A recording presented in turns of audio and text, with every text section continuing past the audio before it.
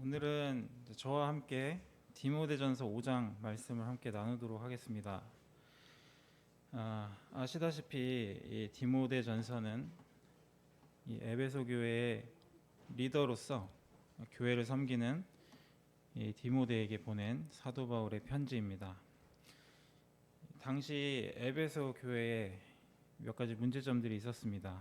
이 에베소 교회의 상황은 1장서부터 우리가 봐왔던 것처럼 첫째로 이 거짓 교사들의 이 다른 교훈으로 혼란이 있었고, 둘째로 교회의 질서가 붕괴되었고, 셋째로 이 금욕주의나 이 영지주의와 같은 이단주의적인 이 가르침으로 그리스도인으로서 왜곡된 경건을 주장하는 자들이 있었습니다. 이러한 위기 가운데 이 바울은 당시 지도자였던 이 디모데에게 진심 어린 편지를 보내게 된 것이 디모데전서입니다. 이 앞전에 열거했던 이 에베소 교회에 발생했던 몇 가지 문제를 이어서 오늘 디모데전서 5장을 통해 살펴본 내용은 이 가정생활과 교회 생활에 대한 권면을 우리에게 주고 있습니다. 이 가정과 교회 생활에 대해 당시 이 문제점과 이 권면들을 보면서 이 시대를 살아가는 우리도 이러한 문제점을 똑같이 겪고 있다는 것을 상기하게 됩니다. 이 마지막 때를 살아가며 가정이 붕괴되고 이 가정교육이 미흡한 이 현상들과 이 미성숙한 교회 생활로 인해 오늘날도 같은 문제점을 가지고 있습니다.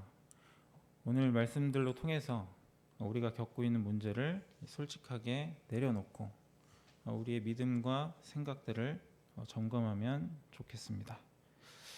먼저 디모데전서 5장은 이 네 부분으로 주제를 나눌 수가 있습니다. 1절에서 2절은 성도를 대하는 자세에 대해서 말씀하고 있고요. 3절에서 16절은 과부의 기준과 배려에 대해서 말씀하고 있습니다. 그리고 17절에서 20절은 장로에 대한 존경과 공정한 고발 방법이 무엇인지 말씀하고 있고, 21절에서 25절은 리더로서 공정함과 신중함에 대해서 말씀하고 있습니다.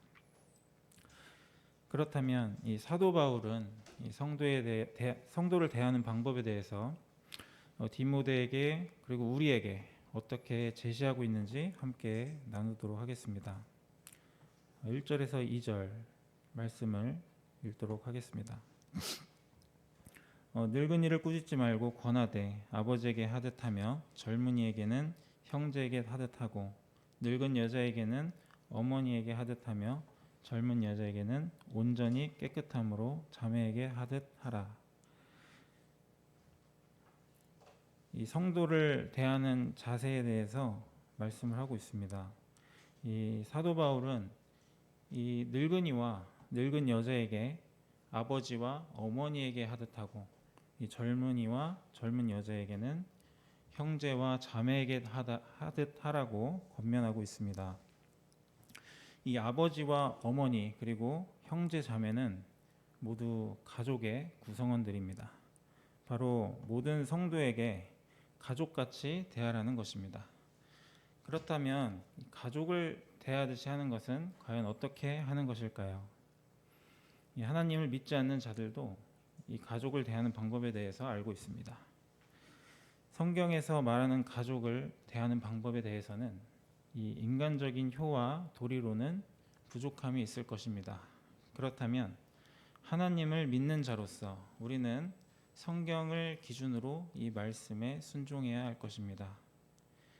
성경 인물 중 합당하게 이 가정생활을 한 사람은 누구일까요? 바로 하나님이셨지만 완벽한 인간이셨던 예수님이 우리의 기준이 되는 것이 합당하다는 생각이 되었습니다.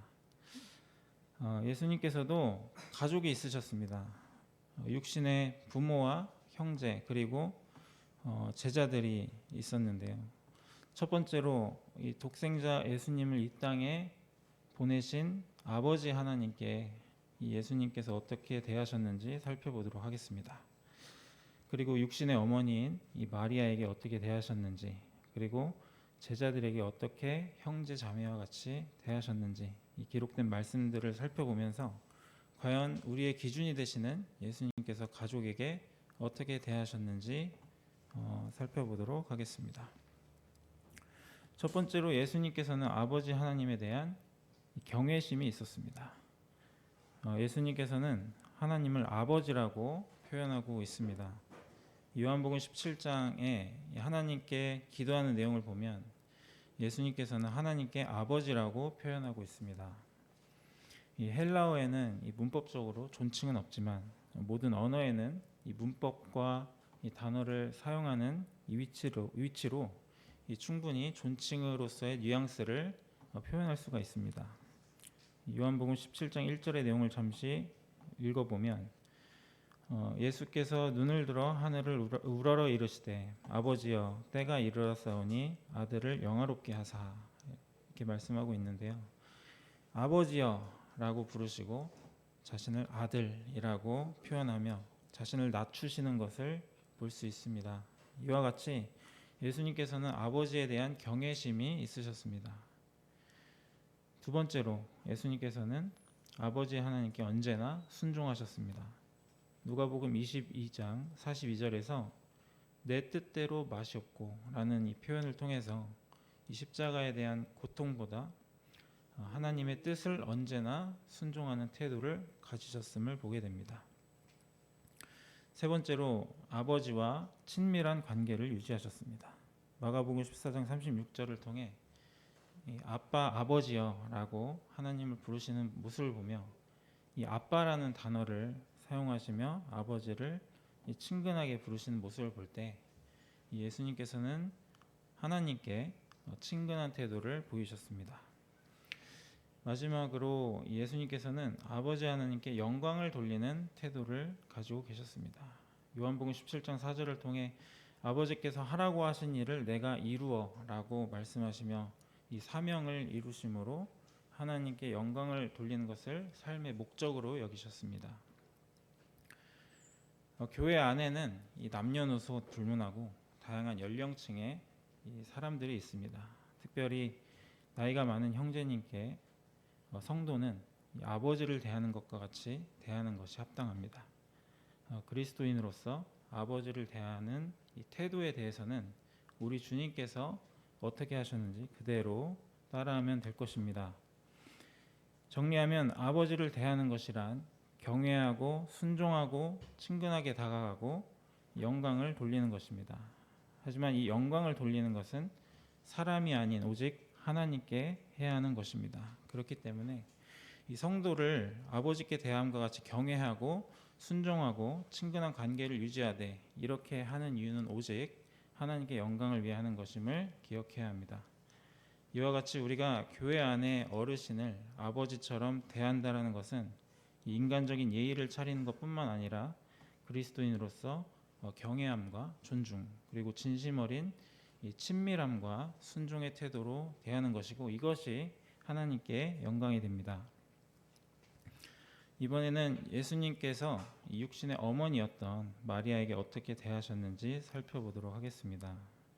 예수님께서는 마리아에게 첫째로 순종하셨고 둘째로 배려하셨고 셋째로 보호하셨습니다. 누가복음 2장 51절에서 예수께서 함께 내려가사 순종하며 라고 말씀하는 내용을 보면 예수님께서는 어린 시절부터 부모에게 순종하셨던 자세를 볼 수 있습니다. 또한 가나 혼인잔치에서 포도주가 떨어졌을 때 내 때가 이르지 아니하였나이다 라고 하셨는데 때가 아직 아님을 밝히셨지만 그럼에도 불구하고 어머니의 요청을 외면하지 않으시고 순종하고 배려하셨던 주님의 모습을 볼 수 있습니다. 그리고 마지막으로 요한복음 19장 26절에서 27절의 내용을 보면 어머니여 보소서 아들이니이다. 그리고 이후에 보라 내 어머니라 라고 십자가 위에서 요한에게 말씀하셨습니다. 이 성경학자들은 이 아버지인 이 요셉은 이미 죽었을 것이라고 보고 있는 가운데 이 유대 사회는 이 장남이 어머니를 부양해야 할 책임을 갖고 있습니다. 예수님께서는 십자가에서 고통 가운데 있으시면서도 보라 내 어머니라 라고 말씀하시며 요한에게 그 책임을 맡기며 자신의 어머니를 보호하려 했던 그런 모습을 볼 수 있습니다. 이와 같이 예수님께서 어머니를 대하신 것을 보며 알 수 있는 내용은 이 순종과 배려 그리고 책임의 마음과 사랑으로 보호하고자 하는 태도까지 포함됨을 볼 수 있습니다. 우리가 이 말에는 이 사랑과 배려를 느끼게 합니다. 이 성도 간의 따뜻한 말과 이 격려하는 말은 우리가 해야 될 것이고 또 하지 말아야 할 것은 이 험담의 말, 뒤에서 하는 말 이런 말 드릴 것입니다. 이 교회에 또 외롭거나 또 적응이 어려운 분들이 계시다면 이 다가가서 가족과 같이 책임을 다하는 모습이 우리에게 필요할 것입니다. 이번에는 이 예수님께서 이 제자들과 함께 하시면서 보이신 태도를 통해 과연 이 형제 자매와 같이 대하는 것은 무엇인지 함께 나눠보도록 하겠습니다. 첫 번째로 예수님께서는 이 용납과 인내를 하셨습니다. 요한복음 13장 1절에 자기 사람들을 사랑하시되 끝까지 사랑하시니라. 이 말씀하신 것처럼 이 믿음이 없는 제자들이었지만 버리지 않고 용납하시고 인내하심으로 늘 함께 하셨습니다. 두 번째로 예수님은 친구가 되어 주셨습니다. 요한복음 15장 15절에 이제부터 너희를 종이라 하지 아니하고 친구라 하리니 라고 말씀하셨는데 하나님이셨음에도 불구하고 이 완벽한 인간으로서 인간 대 인간으로 인격을 보여주셨습니다. 이 세 번째로 예수님은 섬김의 본을 보여주셨습니다. 요한복음 13장 14절에 내가 주와 선생이 되어 너희 발을 씻었으니 예수님께서는 무릎을 땅에 대시고 제자들의 발을 씻김으로 형제 자매에게 대하는 태도란 무엇인지 보여주셨습니다. 마지막으로 책망하시고 가르치셨습니다. 마태복음 16장 23절에 사탄아 내 뒤로 물러가라 이렇게 말씀하셨는데 하나님의 뜻에 있어서는 이 단호하게 책망하시고 교훈하셨습니다. 우리는 이 형제 자매로 맺어진 이 성도에게 때론 성경 말씀의 기준으로 단호하게 대할 수도 있습니다. 하나님께서는 가족이라는 이 공동체를 귀하게 여기시고 이 가족이라는 단위로 하나님의 뜻을 펼치십니다. 하나님 안에서 이 가족은 굉장히 중요한 개념인데요. 창세기 1장 27절에 하나님이 자기 형상대로 사람을 창조하시되 남자와 여자를 창조하시고 이렇게 말씀하시고 하나님께서 창조하실 때 남자와 여자를 창조하시고 그들로 가정을 이루게 하셨습니다. 이 노아를 구원하심도 그의 가족을 중심으로 하나님께서 일하셨습니다. 그리고 아브라함에게 약속하신 것도 그의 가족 중심이었습니다. 이 외에도 이 성경은 이 가족을 통해 하나님의 뜻을 보이셨습니다. 이처럼 가족은 하나님께서 태초부터 계획하시고 지금까지 가정으로 그 뜻을 이루어 가시는 이 하나님의 작품이라고 할 수 있습니다. 그렇다면 오늘날의 이 가족은 어떻게 변화되고 있습니까? 오늘날 세상은 이 가족을 해체하려 하고 있습니다. 이 공산주의가 이 세상을 장악하고 있는 가운데 이 마르크스와 엥겔스는 이 공산당 선언에서 전통적 가정 제도를 해체하는 것을 명확한 목표로 한 만큼 이 공산주의는 가정을 해체하고 이 종교와 재산 등을 억압하는 이 전체주의 사상이자 반성경적인 사상입니다. 우리나라도 이 공산화가 이 거의 모든 부분에 깊숙이 뿌리 내린 상황 가운데 우리가 그리스도인으로서 이 반대할 수밖에 없는 이 포괄적 차별금지법이 발의가 되는 상황입니다. 이 포괄적 차별금지법은 아시는 것처럼 이 동성애 이 성전환 등 이런 비성경적인 행위에 대한 어떠한 이 비판도 혐오로 간주하여 말도 꺼낼 수가 없는 법입니다. 자, 이는 말 한마디 조심할 수밖에 없고, 자, 이것이 하나님 앞에서 죄라는 것을 깨닫게 하는 이 말조차도 이 법 앞에서는 서로가 서로를 감시하게 하는 이런 법이라고 할 수 있습니다. 내 자녀가 이 동성애로 또 성전환자로 하나님께서 정하신 이 남녀의 질서를 저버려도 이것에 대해서 성경적으로 말할 수 없는 가운데 오늘날 이 하나님께서 뜻하시는 이 가족이 해체할 수밖에 없는 세상이 되어가고 있습니다.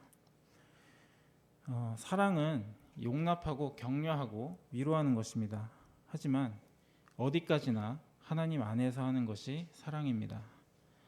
진리를 거스르고 이 진리와 정반대로 가면서 용납하고 격려하고 침묵하는 것은 이 사랑이 아니라 무정이고 방관이라고 할 수 있습니다.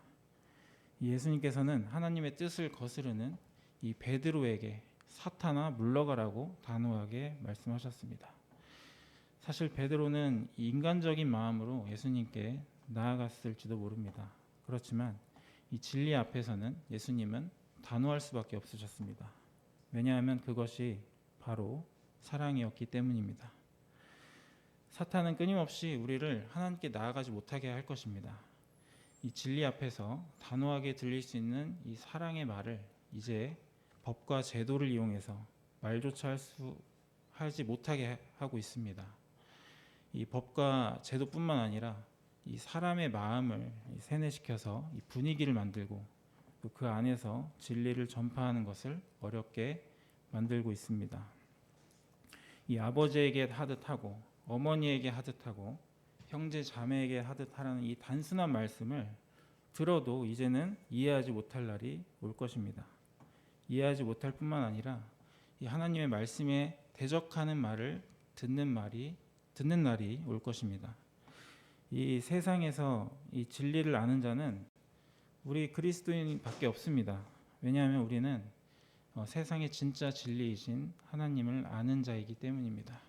우리가 기도하지 않고 깨어있지 않고 목소리를 내지 않으면 결국 세상에 먹히게 될 것입니다.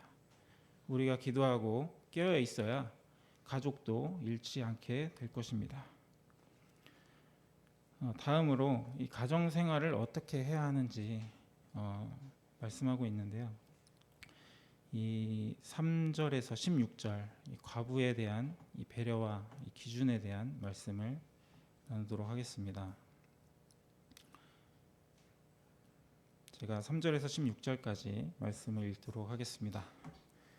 참 과부인 과부를 존대하라. 만일 어떤 과부에게 자녀나 손자들이 있거든 그들로 먼저 자기 집에서 효를 행하여 부모에게 보답하기를 배우라. 이것이 하나님 앞에 받으실 만한 것이니라. 참 과부로서 외로운 자는 하나님께 소망을 두어 주야로 항상 간구와 기도를 하거니와 향락을 좋아하는 자는 살았으나 죽었느니라. 내가 또한 이것을 명하여 그들로 책망받을 것이 없게 하라. 누구든지 자기 친족 특히 자기 가족을 돌보지 아니하면 믿음을 배반한 자요 불신자보다 더 악한 자니라. 과부로 명부에 올릴 자는 나이가 60이 덜 되지 아니하고 한 남편의 아내였던 자로서 선한 행실의 증거가 있어 혹은 자녀를 양육하며 혹은 나그네를 대접하며 혹은 성도들의 발을 씻으며 혹은 환난 당한 자들을 구제하며 혹은 모든 선한 일을 행한 자라야 할 것이요 젊은 과부는 올리지 말지니 이는 정욕으로 그리스도를 배반할 때에 시집가고자 함이니 처음 믿음을 저버렸으므로 정죄를 받느니라. 또 그들은 게으름을 익혀 집집으로 돌아다니고 게으를 뿐 아니라 쓸데없는 말을 하며 일을 만들며 마땅히 아니할 말을 하나니 그러므로 젊은이는 시집가서 아이를 낳고 집을 다스리고 대적에게 비방할 기회를 조금도 주지 말기를 원하노라. 이미 사탄에게 돌아간 자들도 있도다. 만일 믿는 여자에게 과부 친척이 있거든 자기가 도와주고 교회가 짐지지 않도록 하라. 이는 참 과부를 도와주게 하려 함이라. 먼저 이 3절을 보시면 참 과부라는 말이 나옵니다. 그냥 과부가 아니라 참 과부라고 말씀하고 있는데요. 이 과부가 일으키는 문제가 있었던 것으로 보입니다. 이 과부에 대한 명확한 기준을 세우기도 하고 참 과부는 누구인지, 그렇다면 이 가짜 과부는 누구인지 말씀을 하고 있습니다. 이 부분은 뒤에서 살펴보도록 하고요. 4절 말씀을 먼저 보도록 하겠습니다. 만일 어떤 과부에게 자녀나 손자들이 있거든 그들로 먼저 자기 집에서 효를 행하여 부모에게 보답하기를 배우라. 이것이 하나님 앞에서 받으실 만한 것이니라 라고 말씀합니다. 여러 형태의 과부가 있었겠습니다. 그 중에 이제 과부에게 자녀들이 있는 경우에 대해서 이야기를 하고 있는데요. 이 과부라 하더라도 그에게 가족이 있는 경우 교회가 책임을 지는 것이 아니라 그 가족들이 책임을 지고 보살펴야 한다는 것입니다. 특별히 자녀나 손자들이 효를 다해야 할 것임을 강조하고 있는데, 이 부모가 있기 때문에 우리 자식이 있다는 것을 기억하고 또 그들로 부모의 노고와 이 희생에 보답해야 할 의무가 있다는 것을 이 사도 바울은 가르치라고 권면하고 있습니다. 이것이 인간적인 효를 다하는 것에도 의미가 있지만 궁극적으로 부모에게 효를 다한다는 것은 이것이 하나님 앞에서 받으실 만한 것이기 때문입니다. 다시 말하면 부모에게 효를 다하는 것은 하나님께서 원하시고 기뻐하시는 일이라고 말씀을 하고 있습니다. 저도 이 두 아이들을 이제 키우고 있습니다만, 그래서 이제 또래 아이들을 키우고 있는 이 부모들을 만날 기회도 많고요. 또 이렇게 육아에 대해서 서로 이야기를 나누는 그런 시간들이 종종 있습니다. 그리고 또 이런 매체로 통해서 이제 아이들을 키우는 이런 부모의 이 교육열에 대해서도 잘 알고 있습니다. 아이들과 또 거리를 같이 다니다 보면 이 학습지나 이런 학원 영업하시는 분들이 자주 또 오시는데요. 보면 이제 뭐 6살이라고 하면 뭐 벌써 이제 시작을 하셔야 한다. 또 뭐 한글은 쓰고 있느냐, 뭐 숫자는 쓰고 있느냐, 뭐 덧셈 뺄셈 할 줄 아냐, 뭐 이런 책은 또 얼마나 읽어주냐, 이런 이야기를 또 많이 듣습니다. 이 성장해가는 이 아이들이 앞으로 이런 부분에 배우고 또 학문을 쌓는 것이 중요한 부분이고 해야 될 부분이라고 생각이 됩니다. 그러나 이 더욱 중요한 것은 이 인성 교육이라는 것입니다. 이 부모에게 순종하고 어른들에게 예절을 지키는 것이 하나님 앞에서 받으실 만한 것이라면 이것을 우선순위로 자녀들에게 가르쳐야 하고 배우게 해야 하는 것입니다. 요즘 이 아이들의 이 예절 실태에 대해서 이 매체로 알게 된 내용을 간단하게 말씀드리자면, 이 선생님이 말씀하고 있는 중에도 이 아이들이 듣지 않고 불쑥불쑥 손을 들고 자기가 하고 싶은 얘기를 한다거나, 또 다른 친구가 이야기를 하고 있는데 이번에도 끼어들어서 또 자기 말만 하는 일이 많다고 합니다. 이는 이 아이들이 어려서부터 이 부모들이 이 대화 예절에 대한 교육을 정확히 하지 않은 이유라고 하는데요. 이 어른들끼리 이야기하는 중에 이 자녀들이 끼어들고 말을 했을 때 이제 지금은 어른들이 이야기하는 시간이니까 하고 싶은 말 있으면 나중에 해라, 이렇게 교육을 해야 되는데, 이 아이들이 끼어들었을 때 오히려 이 부모가 하던 이야기를 멈추고 이 아이들 말에 귀를 기울이는 그런 일들이 많다 보니 이것들이 쌓이고 쌓여서 문제가 되고 있다고 합니다. 또한 이 경기도의 이 한 초등학교에서는 이 5학년 학생이 이 자신의 기분을 맞춰주지 않았다는 이유로 이 교사에게 내 기분을 망쳤으니 이렇게 선생님에게 좀 폭언을 하는 그런 사례도 보게 되었는데요.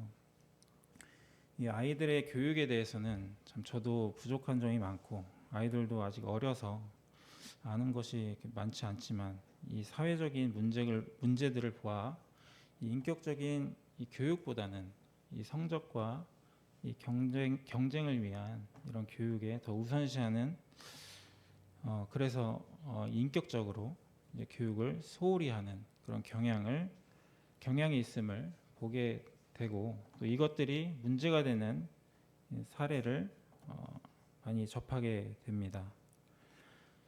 그리스도인으로서 우리는 이 성경 말씀에 의거해서 이 자녀 교육을 확실하게 해야 합니다. 이 자식을 훈계와 징계하는 부분에 있어 이 바라보는 이 사회의 시선이 또 많이 바뀌게 되었는데, 우리가 또 이 매체로 통해서 이 체벌에 대해서 이제 또 이야기를 많이 듣습니다.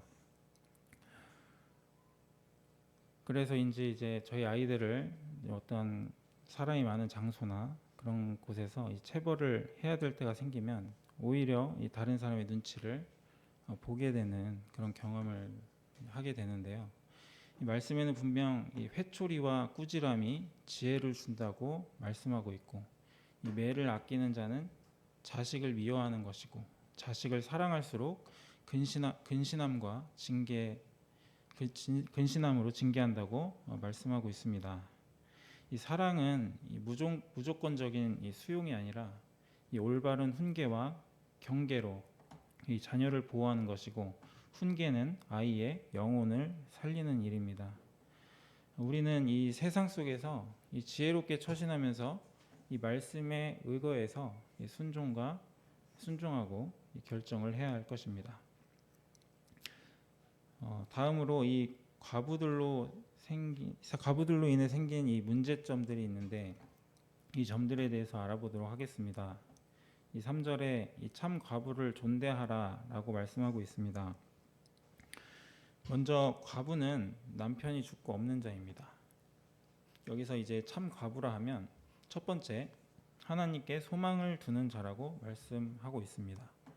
두 번째로 주야로 간구와 기도를 하는 자입니다. 세 번째로 자녀나 손자가 없는 경우입니다. 네 번째로 방탕하지 않는 자입니다. 다섯 번째로 선한 행실의 증거가 있는 자입니다. 정리하면 이 참 과부란 자식과 이 남편이 없고 사람이나 물질이 아닌 오직 하나님만 바라보며 경건한 삶을 살아가며 음란하지 않고 나그네와 성도들을 대접하고 구제하는 선한 일을 하는 사람으로 살겠다고 하나님 앞에서 서원한 자라고 할 수 있습니다. 당시 과부는 이 두 부류가 있었습니다. 이렇게 과부가 된 이후 다시 재혼하지 않고 헌신의 삶을 살고자 하는 부류, 그리고 과부가 된 이후에도 자녀 양육이나 생계 유지를 위해서 재혼하는 부류가 있었습니다. 이 과부된 자로서 이 어떠한 선택을 하든 이것은 옳고 그름의 문제는 아닙니다. 하지만 이 참 과부로서 이 헌신의 삶을 살겠다고 하나님 앞에서 서원을 했음에도 불구하고 그 믿음을 저버렸던 이 과부들을 정죄하고 있음을 보게 됩니다. 이들은 마치 교회 안에 이 사역자와 같은 존재였습니다. 그렇기 때문에 교회는 그러한 헌신의 삶을 살고자 하는 과부를 돌봐야 할 책임이 있었습니다. 그러나 문제는 교회가 과부를 돌보는 것을 이용해 자신들의 사욕을 채우는 그런 과부들이 있었다는 것입니다. 이 게으름과 이 방탕함과 헛된 말을 하는 것과 이 간섭, 이런 것들을 일삼는 젊은 과부들이 공동체에 해를 끼치는 상황도 있었기 때문에 교회는 참 과부란 누구인지 이 기준을 명확히 세워야 했습니다. 바울은 젊은 과부를 참 과부로 보지 않았습니다. 11절에 젊은 과부는 올리지 말지니, 이 젊은 과부는 이 명부에 올리지 말 것을 강하게 말하고 있습니다. 이 모든 이 젊은 과부를 일반화한 것은 아닙니다. 하지만 당시 젊은 이 과수 다수가 이 교회를 혼란스럽게 했기 때문입니다. 그렇다면 이 젊은 과부들이 이 교회에 어떠한 문제를 일으켰는지 알아보도록 하겠습니다. 첫 번째로 그들은 정욕으로 그리스도를 배반했습니다. 이 11절에 이 정욕으로 그리스도를 배반할 때에 시집 가고자 함이니라고 나와 있는 것처럼, 처음에는 헌신하겠다고 하지만 시간이 지나면서 욕망과 감정 때문에 신앙적 헌신을 저버리고 재혼을 했습니다. 여기서 재혼을 한 것 그 자체를 꼬집은 것이 아닙니다. 재혼의 이유가 이 욕망과 감정을 이기지 못하고 이 성급하게 결정해버린 그 마음을 꼬집은 것입니다. 두 번째로 그들은 믿음을 저버렸습니다. 12절에 처음 믿음을 저버렸으므로 정죄를 받느니라. 이 과부가 된 이후 하나님 앞에서 참 과부로서 헌신하겠다는 서원을 했음에도 불구하고 다시 세상으로 돌아가는 것은 이 신앙의 타협과 거짓된 고백으로 간주되었습니다. 이 세 번째로 그들은 게으름을 피웠습니다. 13절에 또 그들은 게으름을 익혀라고 말씀을 하고 있는 것처럼 그들은 생산적이지 않은 삶에 익숙해지고 자립하지 않고 남에게 의존하려는 태도를 가졌습니다. 교회가 과부를 돌보는 것을 이용해서 게으른 삶을 살아갔던 것을 정죄하는 것입니다. 네 번째로 그들은 집집마다 돌아다녔습니다. 이 13절에 또 그들은 게으름을 익혀 집집으로 돌아다니고 라고 말씀하고 있는데요.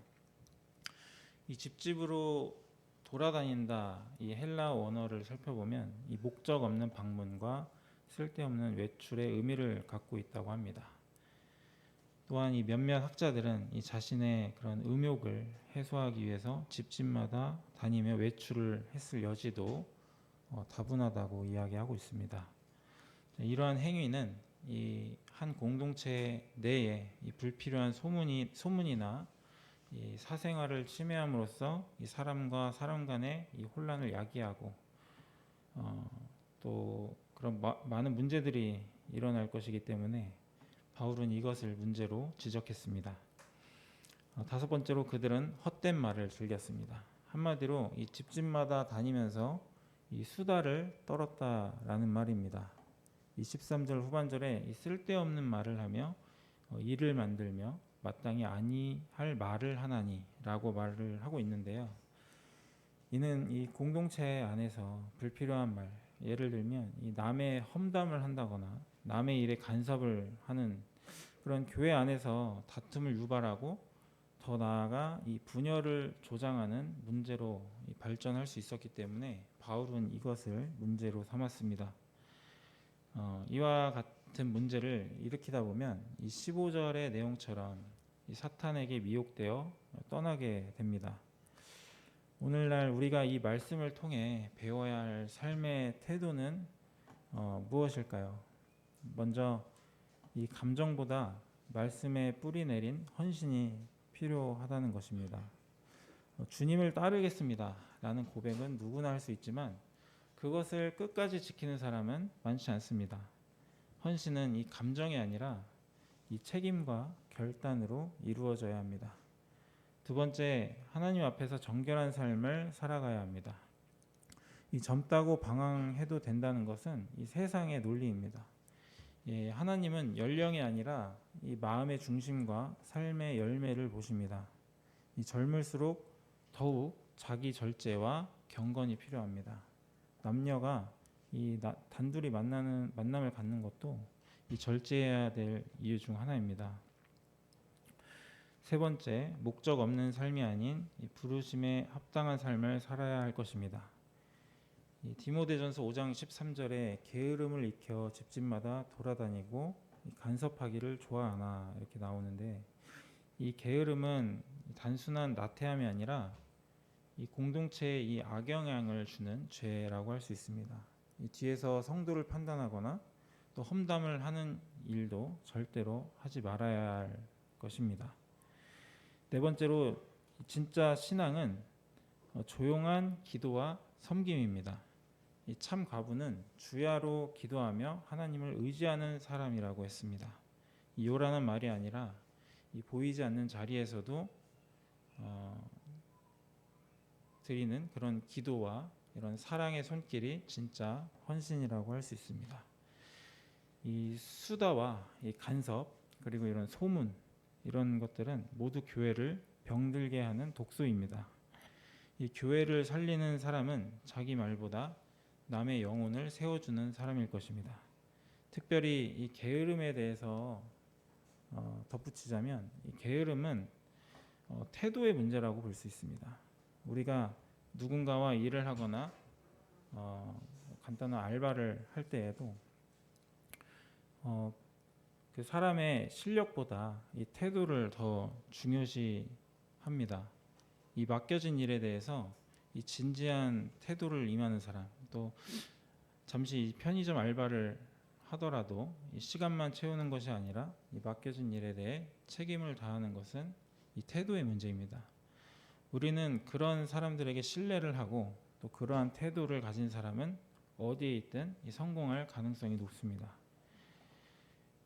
행함 없는 믿음은 죽은 믿음이라고 말씀하고 있듯이 믿음은 행동으로 증명이 되는 것입니다. 또한 로마서 12장 11절에는 정확하게 말씀하고 계십니다. 부지런하여 게으르지 말고 열심을 품고 주를 섬기라. 이 게으르게 사는 삶의 태도는 하나님 말씀에 대한 불순종입니다. 믿음은 하나님 중심이지만 게으름은 내가 편한 대로 살겠다라는 자기 중심적인 태도입니다. 이 둘은 절대 하나가 될 수가 없습니다. 그러한 태도는 내 안에서 하나님 뜻대로 살고자 수고하고 싸우고자 하는 것을 회피하게 합니다. 부지런한 태도를 가진 그리스도인이 모인 교회에게 하나님께서 하나라도 더 맡기실 것입니다. 다음으로 이 17절에서 25절 말씀을 한꺼번에 보고 짧은 말씀 나누고 마치도록 하겠습니다. 17절에서 25절 말씀을 제가 읽도록 하겠습니다. 잘 다스리는 장로들은 배나 존경할 자로 알되 말씀과 가르침에 수고하는 이들에게는 더욱 그리할 것이니라. 성경에 일렀으되 곡식을 밟아 떠는 소의 입에 망을 씌우지 말라 하였고 또 일꾼이 그 삭슬 받는 것은 마땅하다 하였느니라. 장로에 대한 고발은 두세 증인이 없으면 받지 말 것이요 범죄한 자들을 모든 사람 앞에서 꾸짖어 나머지 사람들로 두려워하게 하라.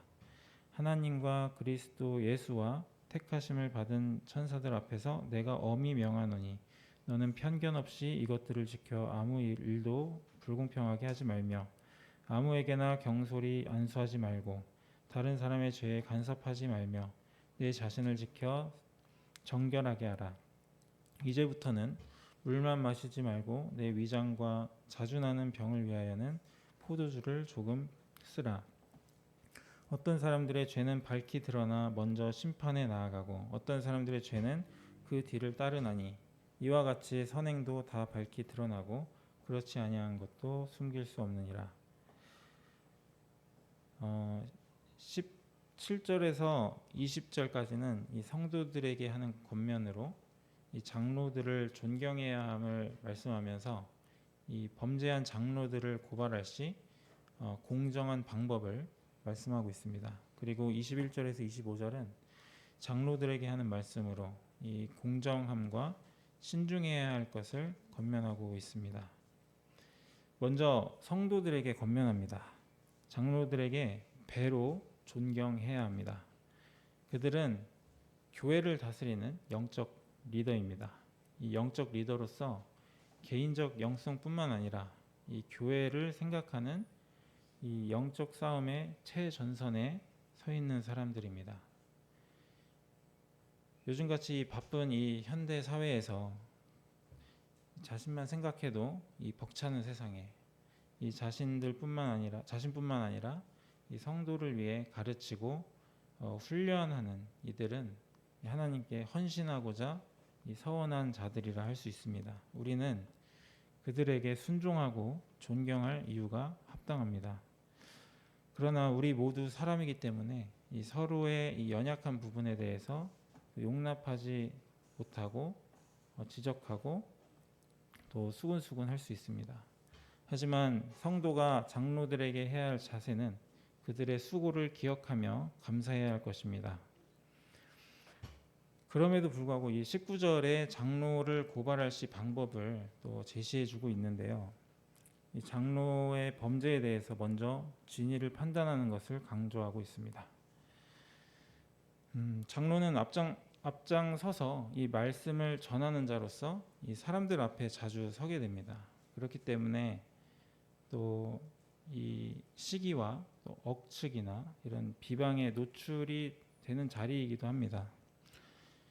이 교회 리더인 장로가 이 분쟁에 휩싸이게 되고 그들의 명예와 이미지가 실추된다면 이 교회 질서가 모두 흔들릴 수밖에 없게 될 것입니다. 그렇기 때문에 이 두세 사람의 증인이 꼭 필요하고 이 신명기에서부터 이 부분에 대해서는 똑같이 말씀하고 있습니다. 신명기 19장 15절에는 이 사람이 어떤 악이나 죄에 대하여 증거할 때는 두 사람이나 세 사람의 증거로 그 사건을 확정할 것이요 한 사람의 증거만으로는 확정하지 말 것이며 라고 말씀하고 있습니다. 이 모든 판단은 이 주님께서 할 것입니다. 이 성도는 장로를 세우고 존경하며 그들에게 감사해야 할 것입니다. 이 장로에 대해서 마음에 안 든다고 이 감정을 앞세워서 이 뒷말을 하는 것은 오히려 이 교회 질서를 무너뜨리는 원인이 될 것입니다. 이 잘못이 있다면 이런 객관적인 증거로 말하는 것이지 사사로운 감정으로 증거 없는 말들은 이 교회 질서에 전혀 도움이 되지 않습니다. 그러나 반대로 말하면 이 죄가 있으면 이 장로들도 책망받을 수 있다라는 또 말이 됩니다. 또 지도자들에게 엄중한 책임과 이 기준을 말씀하고 있습니다. 지도자들에게 주는 권면 첫째는 정직함과 성실입니다. 이 17절에 잘 다스리는 장로들이라고 말씀하고 있습니다. 성도를 양육하는 이 영적 지도자로서 이 교회의 중요한 자리에 있기 때문에 이 영적으로도 이 도덕적으로도 이 정직하고 성실하게 다스려야 할 것입니다. 그리고 지도자들에게 주는 권면 둘째는 사람을 잘 세우는 것입니다. 22절에 아무에게나 경솔히 안수하지 말고 다른 사람의 죄에 간섭하지 말며 내 자신을 지켜 정결하게 하라. 이 장로는 사람을 세우는 데에도 신중해야 하고 사람을 세우기 전에 그 사람의 죄에 있어서 분명히 짚고 넘어가야 합니다. 그 사람이 이 적절치 않음을 알고도 그냥 괜찮겠지 하고 어영부영 넘어가 이 책임을 주었다가 이 문제가 나타났을 경우 그 사람을 안수한 장로는 이제 그 죄에 간섭을 하게 된 것입니다. 지금은 괜찮아 보여도 때가 되면 이제 24, 25절 말씀처럼 주께서 심판하시면 그때 다 드러나게 될 것이라고 바울은 디모데에게 말을 하고 있습니다. 이 사람을 세우는 일에 대해 이 문제가 있어도 눈 감고 넘어간다면 언젠가 그것은 드러날 것입니다. 이 잘못된 리더를 세운 공동체는 결국 망하게 됩니다. 이것을 알고도 넘어가는 것은 엄청난 죄라고 할 수 있습니다. 이 거짓된 세상 속에서 이 성도와 장로라 할지라도 이 거짓된 세계관 속에 굳어진 지식으로 이 성경을 잘못 해석하거나 이 성도에게 본의 아닌 거짓 정보를 줄 수도 있습니다. 이 세상의 것은 모두 거짓이라고 우리는 말할 수 있습니다. 오직 성경 말씀이 진리이기 때문입니다. 우리는 성경을 기준으로 세상을 보아야 합니다. 이 깨어 있다라는 말이 바로 이것입니다. 이 성경을 보고 세상을 보아야 합니다. 우리는 깨어 있어야 합니다. 정직하고 성실하게 단호하더라도 성도에게 말씀을 정확히 전달을 해야 합니다. 이 진리 안에서 말씀하는 것이 이 그리스도인의 사랑입니다. 우리는 이 하나님 앞에서 심판을 받게 될 날이 올 것입니다. 그때가 되면 나의 죄가 드러나는 것이 아니라 선한 행실만이 드러날 수 있는 우리 이 서대문 성도님들이 되기를 기도합니다. 네, 오늘은 이 디모데전서 5장 이 가정에서 그리고 교회에서의 생활에 대한 말씀을 드렸습니다. 성도를 가족같이 대하는 것과 부모에게 효를 다해야 하는 것, 그리고 교회 안에서 장로에게 순종하고 장로는 말씀 안에서 깨어 있어 정직과 성실함으로 성도를 잘 다스리는 것에 대해서 말씀을 나누었습니다. 사랑은 이 무조건적인 이 용납과 인내가 아니라 이 진리 안에서 성도를 깨우는 말씀입니다. 이러한 사랑으로 서로를 섬기면서 하나님을 기뻐하는 서대문 교회가 되기를 원합니다. 네, 이상으로 말씀 마치도록 하겠습니다.